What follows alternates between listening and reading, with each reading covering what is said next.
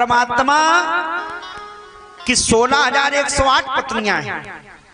अब भगवान उनके पति हैं। पति का तात्पर्य होता पारक्षणे धातु से पातीत रक्षती तिति पति, जो अपने पत्नी की सुरक्षा व्यवस्था करे वो पति।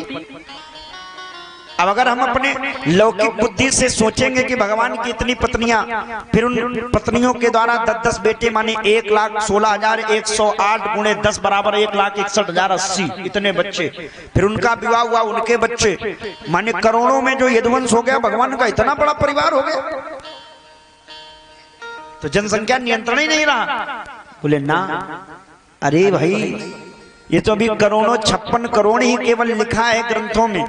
अगर हम एक भाव से देखेंगे तो वर्तमान में भारत देश में 135 करोड़ जनसंख्या में करीब 100 करोड़ हिंदू हैं, 100 करोड़।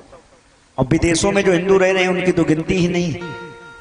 अथवा हिंदुओं को छोड़ दें तो वास्तविकता तो ये है, भगवान कहते सब मम प्रिय समम उपजाए, और हम लोग जो सनातनी हैं ये सभी वसुधैव कुटुंबकम की भावना रखते हैं। अयम निजा परो वेति गणना लघुचेत स्वाम सर्वे भवन्तु सुखिनः सर्वे सन्तु निरामया, इसमें तो सब आ जाते हैं, चाहे वो किसी पंथ का व्यक्ति हो, चूंकि धर्म एक ही है सनातन, और ये धर्मी नहीं है, ये पंथ वाले हैं, धर्म वाले नहीं। तो और जितने भी पंथ के, तो वर्तमान में 135 करोड़ जनसंख्या भारत की, और पूरे विश्व की जनसंख्या अगर ले लें तो कई अरब खरब में है। तो यहाँ केवल 56 करोड़ लिखा। ये बताओ हम आप सब किसकी संतान है? किसकी संतान? ईश्वर अंश जीव अविनाशी।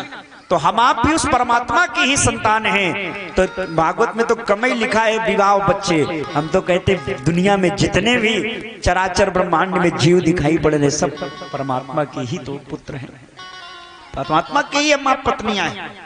हमारी आपकी सुरक्षा व्यवस्था, जब माँ के गर्भ में थे तो दूध की व्यवस्था, बड़े हो गए तो भोजन की व्यवस्था, ये परमात्मा ही तो कर रहा है। तो अगर परमात्मा व्यवस्था कर रहा है तो हमारा पति भी परमात्मा हुआ, और हम उसकी संतान है तो पिता भी हमारा परमात्मा हुआ। तो 16,108 और 1,61,080 के चक्कर में ना, ये तो हम आप सभी की कथा है। भागवत भी हमारी आपकी कथा बताई गई है। तो ये जो भी है परमात्मा का परिवार, हम आप भी परमात्मा के परिवार के हैं।